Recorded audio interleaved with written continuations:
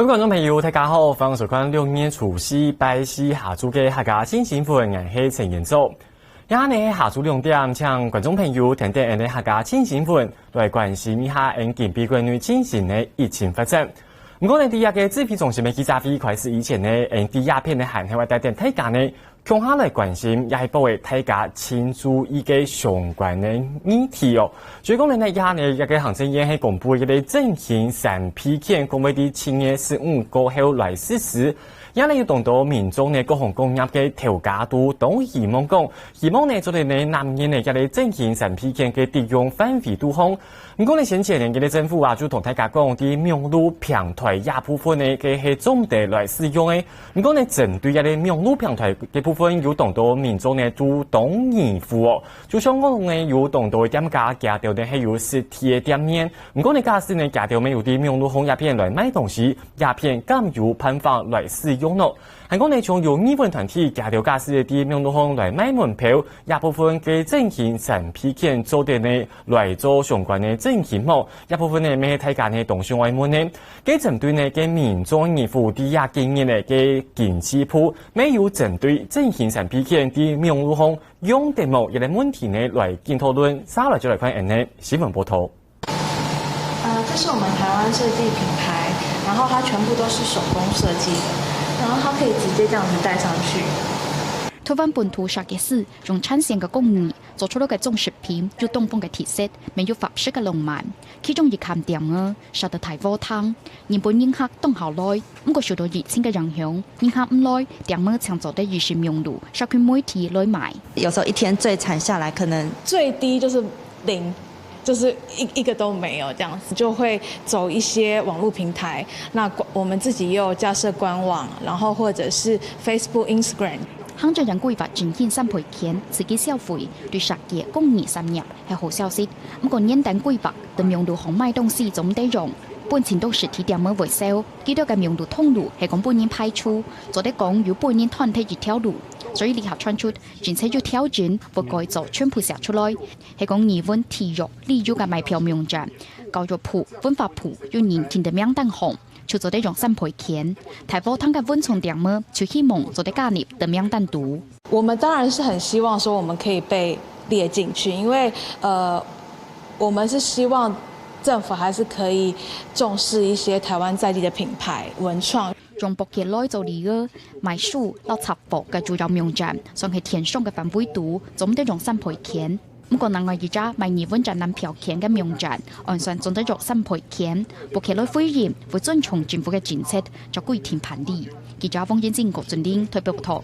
其實呢，一下呢，現在先主要講一啲網絡係一下後生人啊，係個有現代人呢，同未來使用嘅買東西嘅通路同平台哦。一下呢，要當到民眾加掉就連生活用品都會啲網絡紅來買哦。故所呢，一下呢，一啲政型審批權都帶做的呢啲網絡紅來使用麼？其實呢，一下呢，政府先主用現天嘅方式呢，就係外觀一條產品嘅源頭係對哪來嘅？一下呢，就看到呢，從一個呢係網絡紅嘅販賣嘅網站哦，一下呢係可能當到民眾呢都動手勢，一下呢相關呢假使唔係冇實體店面，唔搶啲網絡紅來買東西，嘅相關嘅業者就唔適用一百嘅政型呢審批權呢適用範圍度方。做乜會按用咯？前主要呢就係講認真先前受到一個武漢肺炎以前的影響，故所呢有當到嘅民眾家條呢就唔敢出去消費嘅，電到促成啲網絡紅買東西嘅店價生意很卡好，故所呢一下呢政府呢就特別針對講從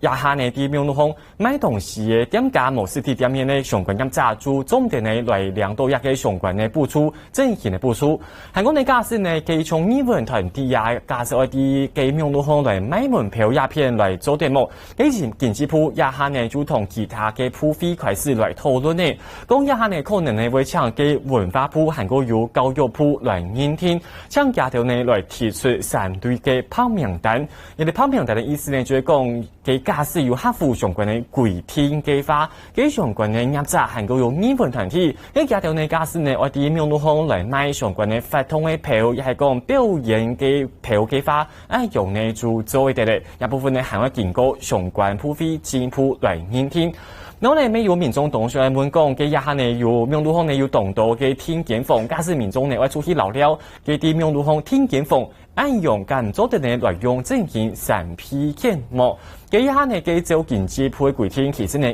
假使一下呢系直接啲苗路巷来租份相关的饭店，唔系总得直接来用一啲进行审批检呢。唔过呢，假使民众系有像系打电话啊，用其他方式来去租份相关的饭店，嘅假使唔拿定直接拿定一啲进行审批检，去到柜台按用就做得。故说呢，一下呢啲苗路巷其实呢有动到嘅限制哦，唔系讲所有苗路平台卖东西著作权都总得来利用一啲进行审批检。故说呢，咩像附近系有一部呢系喺 TPA 来研究讨论哦，看都是借唔啲苗路巷买起乜嘅东西，咁要来利用一啲进行审批检，系系就会讲啲消费以前就喺 TPA 来注意哦。那我呢一个经济部其实针对一啲苗路平台嘅部分系。係見啲嘅討論咯，觀眾你撒下來係咪因為來調整，係咪看政府嘅腳步？而家嚟嘅進行審批檢，先主要呢係希望講嚟進行經濟民眾都同歡喜。唔過你嘅進行審批檢，按因為來法，其實呢咩同考驗政府嘅人力咯。你講到人力嘅問題，一部分以前也仲用流行疫情指揮總什麼記者會等等，就來開始。而下來就來看現場情形。好，我们各位媒体的好朋友们，大家午安。好，那谢谢大家今天仍然来参加我们的记者会。那今天记者会还由陈指挥官来亲自主持。那我们指挥官副指挥官也在指挥官的左手侧。好，那在指挥官右手侧是我们社区防治组的组长，我们也是卫福部的何次长。那另外在我们各位的最右手侧这边的话，是我们社区防治组的副组长，这我们庄仁祥副署长兼发言人。那现在就请我们指挥官跟大家说明一下我们这一天工作的一个情形。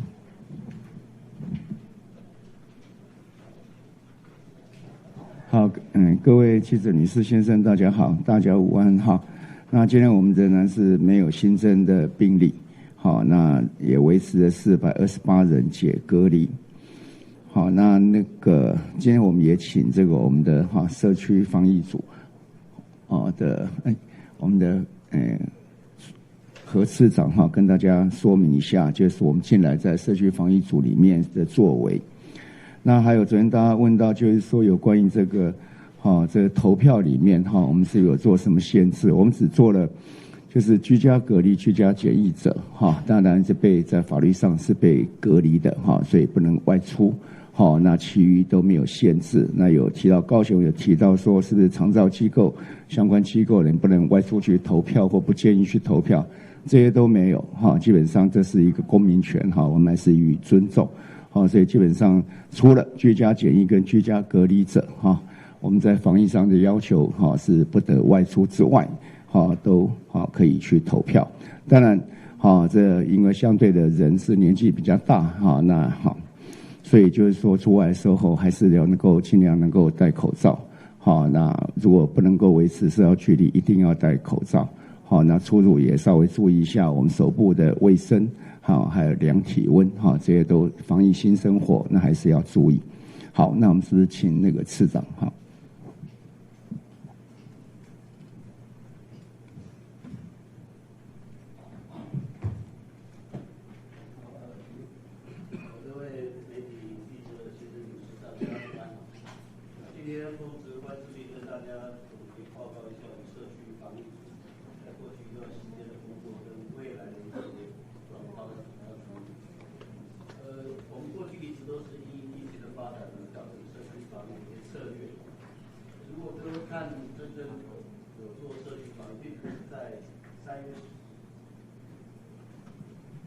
并不是在3月10号开始呢，才有所谓社区防疫组这个名称。但是从开始1月21号第一个个案进来，陆陆续续其实我们都有做相关这个策略的一个因应跟调整。所以可以看得到，原来是从中国大陆的疫情，然后到其他国家，包括韩国、意大利，还有伊朗，到欧美，甚至到最后是国际全境的都有一些管制。所以在过去呢，我们比较重要的是启动这个自疫区入境的人居家的一个检疫，还有确诊者接触者的一个居家隔离，一直到呼吁地方政府成立这个社区的关怀检疫隔离的关怀中心，还有所有的入境者是在3月19号，这也是一个非常重要的日子，因为从那天开始呢，待会会给各位看到很多的居家检疫或者居家隔离的数字呢巨幅的上升。那接下来呢，到最后5月4号的时候，有海外访国者，我们就希望他去住防疫旅馆。那所有的措施呢，其实滚动式的调整，也因应疫情，因应不同国家、因应不同的状况而去做一些规划。当然，这过程中都有透过专家会议，还有所有的这个我们防疫中心的同仁一起来讨论啊。我们看下一张。这个是逐步调整病例的定义，从一开始呢是武汉，后来到湖北，到后来按照不同的地区，广东、河南、浙江，到最后呢，我们甚至已经到所有全境，3月21号的是全球都列为所谓的一个流行地区。那另外就病例的定义呢，从开始的时候是有纳入旅游史，后来没有纳入旅游史，到后来连一般的症状呢，加上有所谓嗅觉或者是味觉的丧失，到最后连腹泻呢也都加进去。所以可以由这个同心圆的图你可以看得出来，它散状的慢慢的在调整它不同的定义，所以工作是越来越多，对象也越来越多。但是因为这样子的工作的一个调整呢，才让我们台湾的所有的一些防疫工作做得比较完整啊。我们看下一张，这个最主要告诉大家，看起来是一个图，是从入境，如果是个案的接触者，我们就是居家隔离；如果是一般的特别的限制的，就是居家检疫。那我们也为了这个事情呢，成立有监视系统、协学系统，甚至关怀系统、生活支持系统跟就医的支持系统。好，我们下一张。这个图就显示出来，到目前为止呢，我们大概有9355人是居家隔离，所以各位如果要记一个数字，大概接近1万人了啊。这个是居家隔离的部分。真正的最高峰的时候是一个3月19号，就是对所有欧美全境呢都开始入境都必须要做这样的处理的时候，是整个飙高。还有另外一个小坡峰就是敦睦舰队哈。好，来我们看下一张。那这个是居家的检疫的部分。那最后人数来到146202人，当时我们原来第一期预算的时候是估这个13万人，那编的预算是18.2亿，但是到目前为止是超过了16000多人，是146000多人。那这个3月19号的高峰上来呢，其实也很感谢各地方政府，还有所有的我们警政、民政的同仁，因为当时5万多人在累计的数字甚至到8万、9万的时候，是非常非常的繁重的工作。来下一张。这个是在地方政府去成立这个居家隔离跟一些的检疫者的关怀中心，那所做的工作呢，包括他有生活的支持，还有关怀的机制、交通安排。那当然违规是要请警政同仁去把他协寻回来，另外还有就医的协助。那从协助安排就医2800多人次，一直到服务专线的尽量有116000多人次啊，所以工作的繁重，按照刚刚讲的3月19号那个波动呢，是最繁重的时候啊。下一张。那诚如刚刚我们指挥官所说的，从5月4号以后，我们就开始推动这个落实防疫新生活的运动，乐活防疫。所以目前呢，大概主要重点就是一直在重复的保持社交距离，还要建立10连制，落实个人的卫生防护、量体温、戴口罩、勤洗手。那另外一点是在所有的防疫过程中，还是不能够忽略我们所有的消防安检跟建筑的一些安全的事故。以上跟大家说明，好，谢谢。好，我们谢谢何次长哈。大家也看到，在这一段时间，其实这整体的系统都不断在做滚动式的修正，根据一些本土的情况或是国外的一些情形，那还有一些科学上的发现，对各项的指标跟一些关键的措施，都做出不断的改进。那当然，这整个我们到现在能够把本土案例就维持了50几天都是0也要感证我们第一线在警消、警政那卫政、社政、民政各个体系大家通力的合作才能够让我们社会能够到目前为止都维持一个平稳。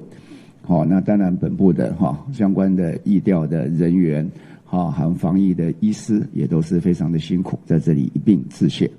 好，我们今天的报告就到这里哈。那各位有什么问题可以提出来？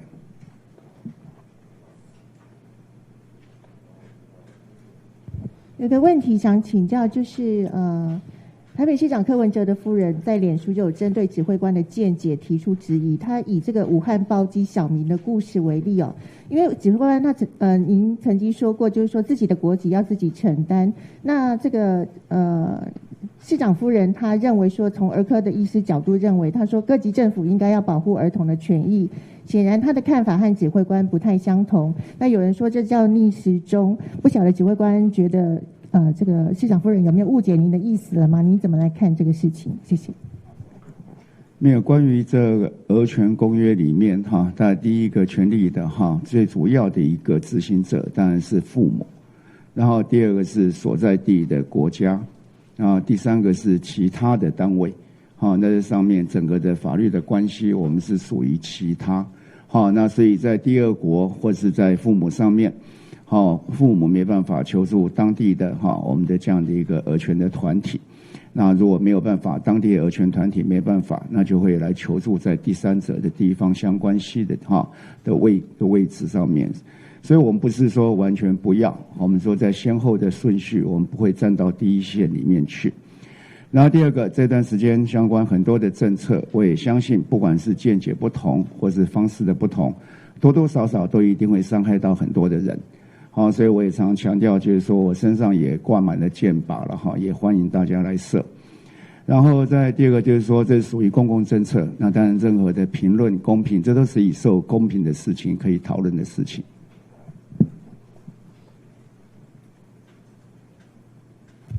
指挥官好，大家电视提问，想请问一下说，昨天交通部有讲说，7号开始民众到这个大众运输进去之后，其实可以维持这个社交距离，就可以拿下口罩。但是在那个入口处，其实还是有规定说要量体温跟戴口罩。所以想要请教一下说，如果是民众进去的话，要拿下口罩是自由行政的这个方式，还是说在入口处戴这个口罩可能会落尾于一个刑事的这个状态？以上，谢谢。因为在捷运站里面它很多情况是很难维持一个社交的距离所以我们就希望说能够在入口进去的时候能够把口罩备好，当然如果戴好，大家都知道你有口罩。那进去当然有时候是尖峰时候，那大概是一定要戴那有时候是离峰的时候，有时候很空旷，那可以保持社交距离，那就可以不用戴。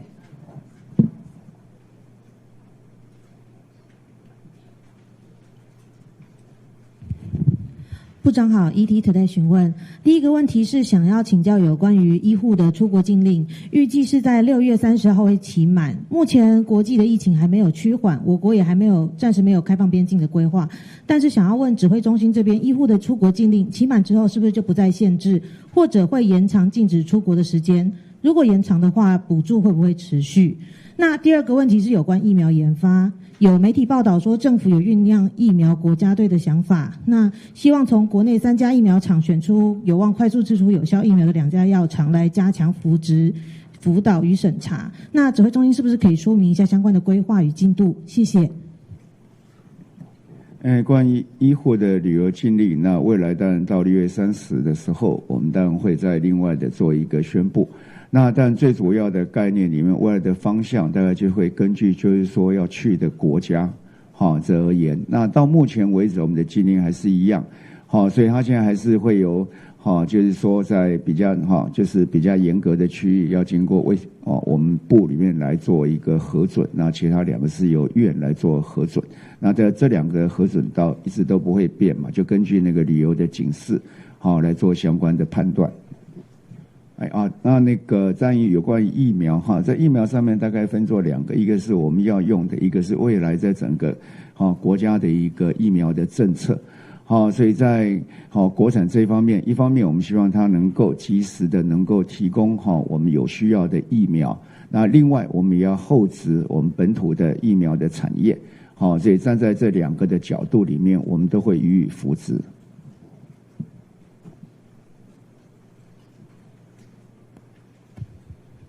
好，指挥官好，民事提问2个问题。第一个问题，许多大学向教育部来表示希望提早让境外生来回台读书。那原本教育部规划最快7月解禁，但是因为国际性的这个国际间疫情还在持续，目前这是暂定决议暂定不会开放境外生来入境读书。那什么时候才会开放？那指挥中心这边有没有一些想法？那第二题想请教，部长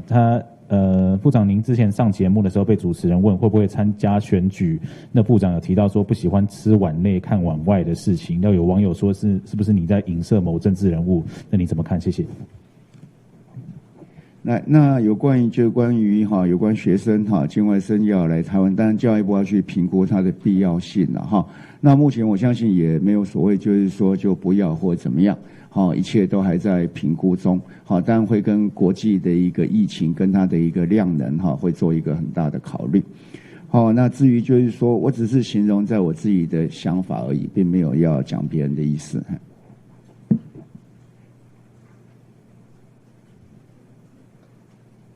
非常好，想请教一下，就是传出长荣航空在7月的时候会恢复9乘4的航班。那如果是因为现在国旅比较热门的话，国内线是不是乐见其成？那如果国际线的话，是不是就会觉得建议再缓缓？谢谢。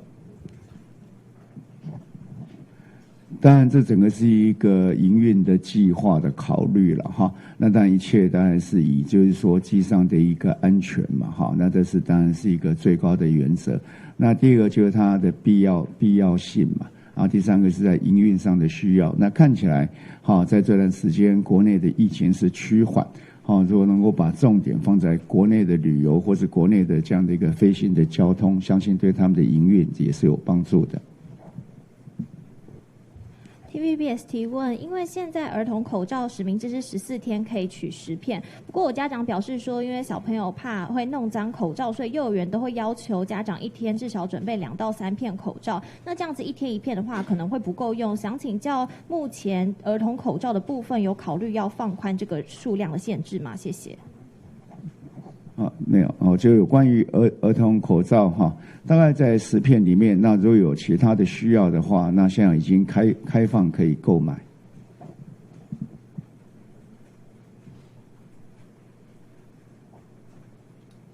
这里面口罩上面，我们大概就会2块嘛一块就是我们有征用的那征用这部分就还是用实名制来做14天10片或14天9片。那另外这征用我们是征用800万片所以其他还有相当的一个在市场的一个量，不管是在外销或者在我们的市场里面贩卖所以有更多的需要，那还是可以在市场上面购买。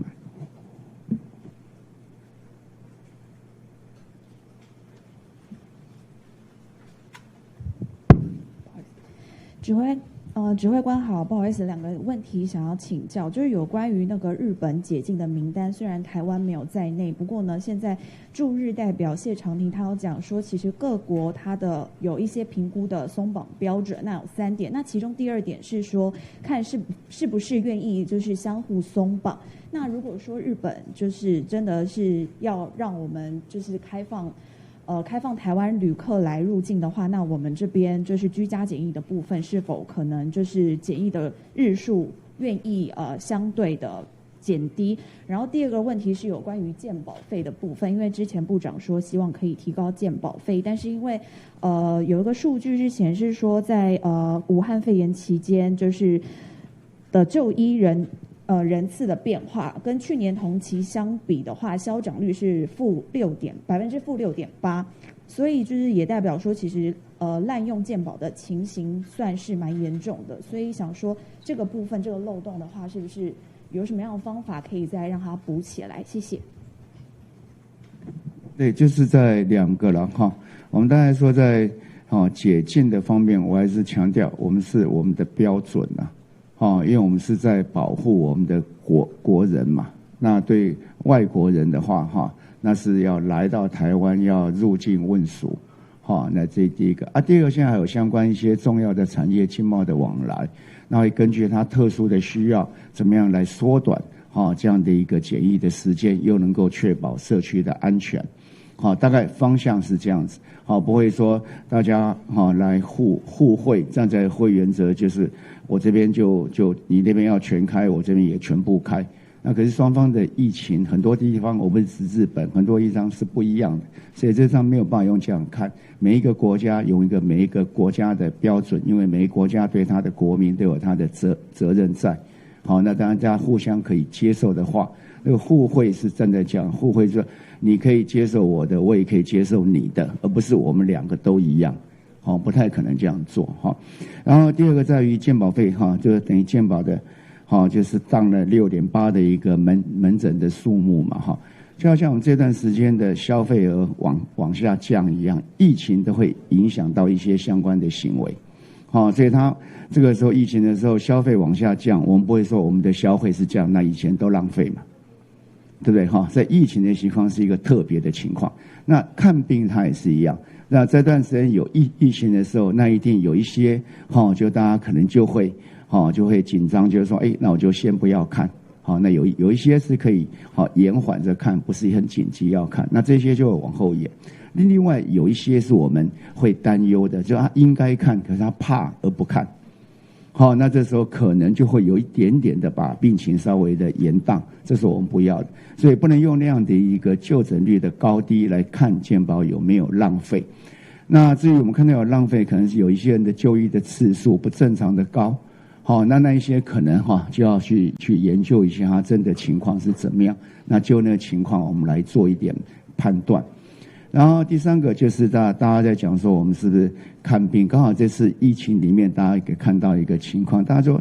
我们在台湾它的坏处也是大家小病都看了，但是好处它也是小病大家都看了。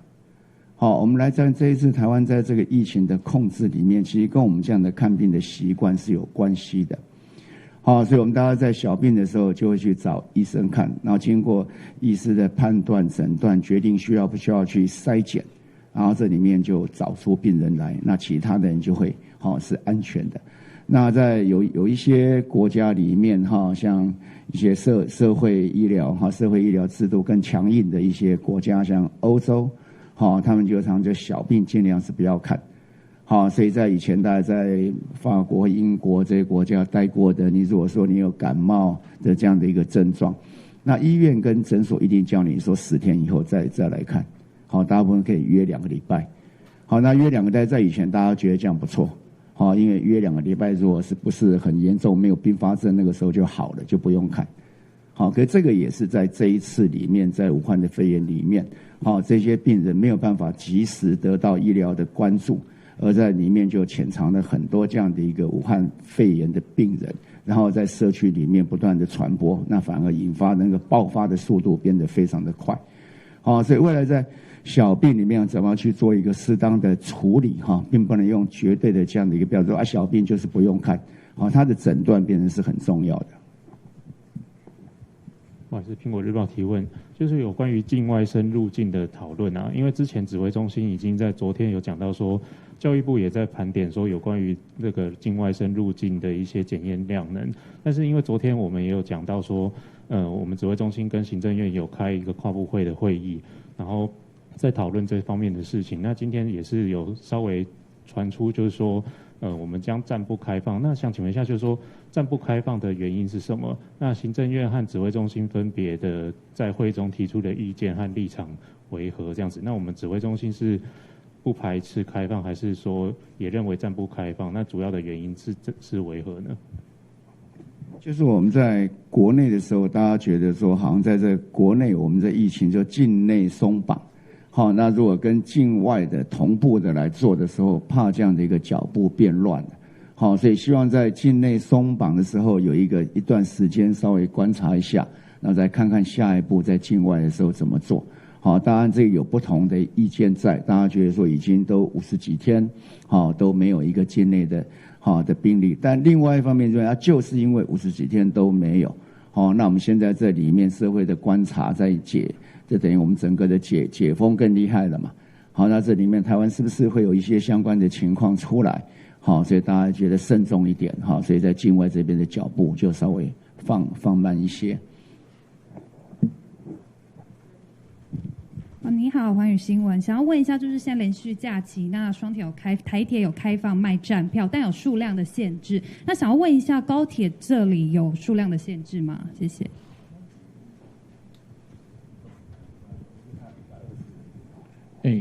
高铁的部分我们还没有看到，也还没有看到相关详细的数字啊，这个我们再来了解一下。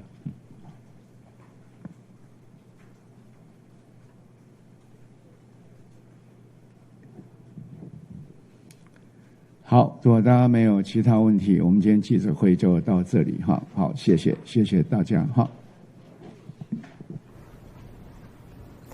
我刚刚那种由旅行疫情指挥中心喺宣布讲，近边嘅台湾限嘅控用维持係無確診，故中呢，台灣基金連登有5次3日都冇新增加本土確診個案呢。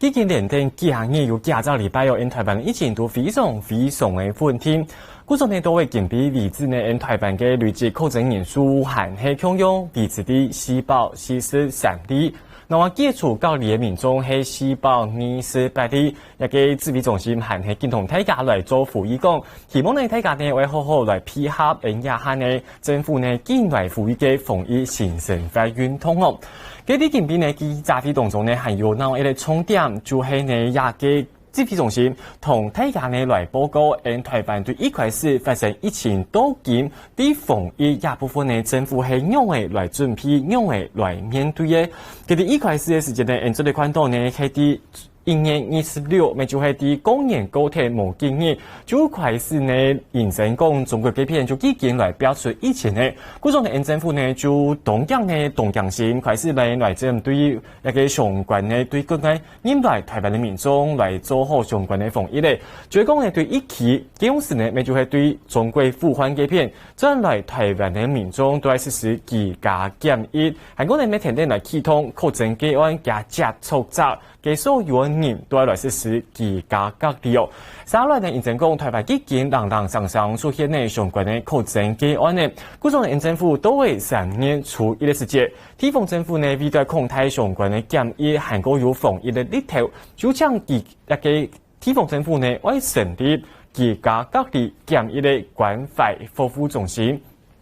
認真講到3月的時節呢，其實呢台灣為來做居家隔離、居家檢疫的民眾呢係進來進多誒，都會差唔多3月15日時間呢，認真講呢，給全世界嘅疫情呢，給唔單像中國東洋中，就連美國、西班牙，還有像英國其他國家，都陸陸續續開始疫情進來進厲害嘅。嗰種呢，都會3月19時間呢，給政府呢就要求講，所有民眾呢對國外轉來嘅民眾，早前呢都係來做居家隔離、居家檢疫。唔講呢第一時間，台灣呢還係發生呢有參加一個居家隔離、居家檢疫的民眾，留一個武漢肺炎車本也不感染的情形。嗰種呢，政府呢都會5月除夕的時間呢，就來同大家宣布嘅。假使呢係對國外轉來的民眾，也不可能係有唔合乎居家檢疫條件的人。呢啲條件呢，先主要呢就講，也不可能有成人呢，還有老人家，還有慢性病人。就講也不可能可能呢免疫力較弱。嗰種呢，假使也不可有亞條人呢，早前呢都係去喺防疫旅館呢，希望呢我來保護亞條嘅不可人。都係其實呢係對5月過後呢，台灣呢疫情呢就漸漸呢已經有卡翻呢，認真呢政府呢係針對邊境一部分呢係防到非常非常好。嗰種呢政府呢對5月初8日時就開始來公布一個防疫新生活運動，到今2月初嘅台灣呢相關呢防疫的管制措施就已經漸漸的開始來表用了。佢講到呢，一個防疫新生活運動呢，咪就係講，都係2月初7過後呢，有當到嘅場館，還個有帶咗每一個相關的制度，都會開始來表用嘅。唔過呢個指揮中心還係見同大家來呼籲哦，講一下呢，還係希望大家呢為保持社交距離，為做好自家嘅衛生防護，希望呢大家呢為較接用體溫，也係較接用茶具洗漱。然後呢，咪係希望大家呢來配合，假設呢有許多公共場所時間，也呢係呢會有當到嘅單位呢會搶留牙資料，希望呢大家呢我來配合一個識別字，然後呢咪係呢希望一個公強嘅重數，為了確保消防安檢韓國有相關嘅公安嘅檢查，希望大家呢都係來做到亞條呢張做的呢，大家呢做到地方，大家成法做到為恢復正常。講到呢，一啲成法恢復正常，一下呢就係講一啲政協停電就係來開始哦。呢件比呢一啲大家新新聞呢節目一開始時間呢，就同大家來講到，其實呢大家先關心就係講一啲政協審批權到底為用嚟來點。而家呢，嘅政府呢就同大家來表示講誒，都係今年初一嘅時節，啲民眾呢假使拿啲健保卡，就從先前呢去到超市買最咩時節，就用插一啲健保卡，做咗的呢先去支付呢。都係今年15嘅時間呢，大家呢做咗的呢去到郵票批量實體的資本。唔過呢，一下呢就動到一個郵差就動手，講呢加條一下嘅業務係動重嘅，假使呢到時間呢還有按到年愛去郵票量一個進行審批權，咁會造成加條另外呢工作負擔，就講講到時間又會變做動亂。佢同人員喺睇門後期，仍然疫情郵政公司派員同人量體溫，未派外權郵護士聽送災難呢團組件，人哋已經趕唔拉，也下要吞發審批權。不好意思，我要臨陣新決。這樣慢政府規劃，前日的所有民眾拿1000元團健保卡去郵局嘅，就做得2個到審批權。郵政公司已經開始規劃，包含人力團開台按用嘅安排也到，唔過郵政公司講公司目前團公費大廈，小妹啲人唔拉。還希望政府也能夠體諒郵政員工啊，這段時間的辛苦啊，不管送酒精口罩啊，已經來一次了，那我們很樂意去做。那這個工作是臨時加進來的，那人力鐵定是不足啊。公費分析愛發愛用健保卡個卡連線，天初天無愛2分鐘按到，陪聽做也行業務，每個重橋嘅人工一整日愛加做7、8點鐘，員工可能冇好了愛加班，聽違反勞基法嘅情形下，人力運力唔好，希望政府派人來聽數。如果上班附近有郵局的話，會想在這邊領。擔心是郵局到時候人會增多一點。對，一定的，對，因為它的時間營業時間有限制。那超商的話，可能時間比較長一點。郵政公司大拍講，配合政府政策，就算係另外增加嘅工作，未會好好來做。也晚上會成立專門接見中心，來扶持全台灣1299個郵局嘅日行業務。記者先而家連之間特別報道。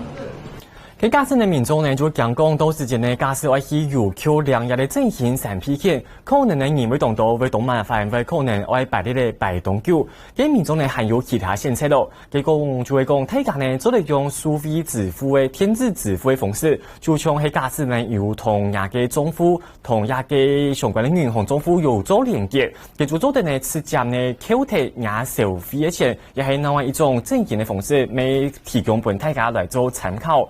而家你講到一個政協有當到嘅壓榨，其實呢就當其他online留一個鏡頭使到客家種鴉片咯。其實你睇到一個政協審批權都係前年15為來實施嘅時節，第一呢客家種鴉片呢，其實呢有當到壓榨呢都知道以後，都知道講一個做法呢可能呢係有效果，一個呢就知道講一下呢完善先前呢受到一個武漢肺炎嚴重嘅壓制，一下都係前年嘅過後有希望呢做嚟增加生產按度。唔講呢，佢雖然講壓榨當其他，唔過夾到新冠頭度還係有地位受理哦。先講講就係乜解咯？從亞壇呢就係講頭價係賣一粒鐘嘅，夾到呢就以為講一粒鐘嘅可能係賣32元、42元，嘅假設民眾一般係拿200元，按太重嘅進行利用鍵盤夾到為用嘅來找錢咯，為找也係唔係找夾到呢也係咪知道多麻煩咯？係講呢嘅。政府呢沒有同大家來講，給大家呢做嚟用電子支付嘅方式來使用一條進行審批權，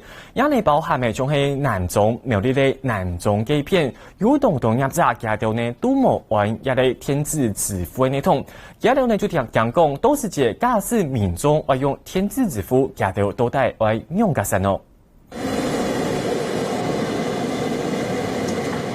long冲视频哦，总了用，也还有下减到新竹方向內班路界都為賣改炸強化種，天地不會其然之前下底咧，除了呢個下路界上天然變多，入咗安順會了太快用唔上，係講國家上千日發嘅轉型新培權，入至安順就得增加身上。礼拜哈非常期待礼拜给政府的振兴券，所以呢我也当欢迎，当愿意配合。至少最价格有2到3星。上届日早肯定政府振兴经济嘅态度，不过取得相关措施冇考量到民情。苗栗到新竹客总体起嘅观光上届日早取得最大200元名额嘅振兴3倍錢，對小本經營嘅攤商來講，係講按照錢停錯為措施日早嘅麻煩，甚至可能千元款唔轉冇現錢可用。佢決定我講早前啊，早前用我都會建議，我順序沒動態。我還沒有退換，我就要先找你。我一杯飲料只是40塊，我就要先找你160塊。變成可能就希望直接就是不找零，政府直接規定不找零。為咗鼓勵消費者用振興3倍錢買東西，新竹女班有點呢推出送東西嘅方式。不過沒有入閘少，用振興3倍錢讓政府緩解下，可能會打碎，所以冇促銷方案。買10隻，我就那年振興券來，我會送介1本機，還會那個綜合性的零錢包又送介1隻，配合政府呢邊嘅政策。優惠嘅題冇啦，因為政府要抽，我哋嗱要按多本抽。冇法度好優惠啊！對很多苗栗南中嘅商圈，雖然政府發振興3倍券，就得刺激消費市場，不過商圈大體都係帶消費嘅點呢。先前電子減錢嘅食品點呢唔多，經濟部是補促商圈用電子消費食品，不過呢下搶唔見點呢入用，還有意見認為冇能用半年就差到，取消補促資格。這邊就5家，只有5家。然後隔壁家昨天被抽查。被抽查。經濟部，因為他這個是經濟部派一個補助方案，3萬塊的補助，就因為他們沒有使用，他抽查。因為不會期間冇人來要，一下振興方案是實施的，民眾老人家用衣服，政府嘅合資運用辦這行，本民眾老人家都享受得到，實際部分就得做很下好掉了。客家新聞新竹苗栗綜合報道。到底呢一個振興3倍券按用嘅內容呢，對消費者還有對業者來講，將會較方便。其實一部分呢，咪係大家呢，無論係政府也係民間一部分，大家呢，強下呢都係來面調嘅來請出辦法，將有呢有辦法來上到請合適、請有效嘅振興方案咯。我記講呢咧嘅關於嘅有關以前嘅相關消息過後，人家呢為了鏡頭再度公開，嘅見邊呢其實呢就係一個64天安門事件31周年嘅紀念日嚟。先前呢一個啲香港機片呢，假使呢啲一個維多利亞公園，見到呢對一開始嘅世界31年前就當年為啲維多利亞公園，單部都會來到鴉片。點的一個蠟燭來紀念這種事相關的事件咯。不過呢，今年受到一個疫情的影響，嘅香港政府就宣布講，嘅假使呢超過80年愛用是非，這條周期都不准來舉行。故此呢，一個基金判呢有30年按舊嘅一條相關法通，今年就冇辦法來判呢。不過呢，針對香港政府來禁止香港人民這條就自家來想辦法咯。加上呢就抽定嘅人民啊、民眾啊，假使講希望呢大家呢都按部一時節，限係呢做定呢自家吃通吃飯去到嘅維多利亞公園，唔好大家始終向下，大家冷冷清清向下冷冷清清自家行入去，希望呢啲維多利亞公園賦權市委嘅限係強用去到嘅片點燈蠟燭來紀念，這樣是64天安門事件嘅罹難者。佢針對嘅64嘅相關嘅法通冇辦法來舉行啲台灣鴉片沒有表示支持嘅法通哦，主要有民間有人權團體介到呢啲安部亞8點時節，啲台灣呢自由工廠咩抽定民眾向下呢許多嘅自由工廠嘅片，咪係希望大家點燈蠟燭，就等於做韓國有做嚟卡點支持64事件嘅相關嘅評議來表示支持哦。呢度民間吃通吃飯嘅行通，就係呢希望一個香港嘅紀念法通唔好受到疫情嘅影響來驗證，安尼冇辦法繼續來噴下去。喺香港也一部嘅疫情到底係樣嘅呢？下下來呢就來看呢新聞報道。我覺得老胡他的生命力是蠻強的，我還是對他抱有希望。儘管自身府備份嘅病情樂觀，不過嘛係當冇係武漢肺炎嘅情形，整個武漢市中心病議之身，府備份對你病爽嘅上，規間面都係無切嘅，等嘅研磨起來，治療後個用土腦切法，聽會叫麼在內，等以後個性，對武漢市中心病議之間就唔介之身，認為暫時個性。其中包括电工的测上瘾的2000分量。为咗防范疫情再起，武汉市城门诊客急诊合算检测，到5月14到2月初日，检测9899828家人，无发现确诊病例。政府官方公布，2月初日新增加5起境外确诊病例，各几条建议马拢系境外疫苗为主。不过，香港亲像爆发空气感染，3天其中1个社区，先后就6个人确诊，天后就反应就超級呈報者出現。專家嘅意見呢，都係覺得唔需要話有嗰個即時疏散嘅需要。明白。咁我哋亦都攞咗啲環境樣本㗎啦。明白。咁我哋亦都每一位住戶、每一個居民都必須要攞佢嘅深喉唾液，盡快咧去測試。因為可能我哋而家的確可能有一個超級傳播者。唔單係香港、美國、巴西、俄羅斯等國家，呢次出現新增加確診病例，喺5月30稱9新增加確診病例12萬例，喺疫情發生以來新增加跳到1日，上海防治增加，中文分析警告，秋冬季特別嘅爆發第二波疫情。秋冬的第二波的疫情是肯定的，基本上為什麼肯定呢？因為已經起來了，但是你沒看到，因為沒有發生在我們國家。現在國際的疫情沒有結束，現在每天病毒是最多的是巴西，它都2萬多的一個病例。陳文芬認為，那後排這個疫情能得冇超控制，按上全球確診病例被超過1000萬家，佢肯定中國已經建立民間疫情防控體系，佢提境外雙疫苗疫情做好準備。認為病毒可能未含驗做普及量能，不過對日常嘅生活影響真小。記者個蔡仁霞氣溫綜合報道。根據講呢，香港廿部分呢係係要發生群體感染事件，故上呢從警備安保啲維多利亞公園赴群嘅廿個經驗發通，嘅主辦單位從係香港支聯會係係呼籲大家，希望呢民眾遇到現場時間呢，你係係愛帶定最尾唔好按到人來起蹤哦。然後呢，強用呢啲台灣鴉片呢支持行通，主辦單位咪係同大家講，佢大家呢遇到現場啲嚴重時間呢，咪係愛帶定最尾咪希望大家呢會來配合量體款。希望呢，也嘅相關嘅律師經驗發通，唔好認真受到一啲疫情嘅影響，就冇辦法繼續來噴下去。咁以上呢，就係警備客家新新聞同大家整理嘅新聞重點。相信聽朋友都會提供早晨9點半，繼續收聽呢客家新新聞，同大家帶來有關武漢肺炎疫情嘅相關消息。客家新新聞，客家 Live， 本唔清醒嘅疫情之心。我係陳彥祖，我係許麗婷。當日早晨對報紙條版來關心國內外有哪條重要消息。下晝2點開記者會，隨時同樣路況來關心疫情嘅前景發展。請收聽客家電視 YouTube、網站、Facebook 和 Telegram，隨時掌握客家新新聞。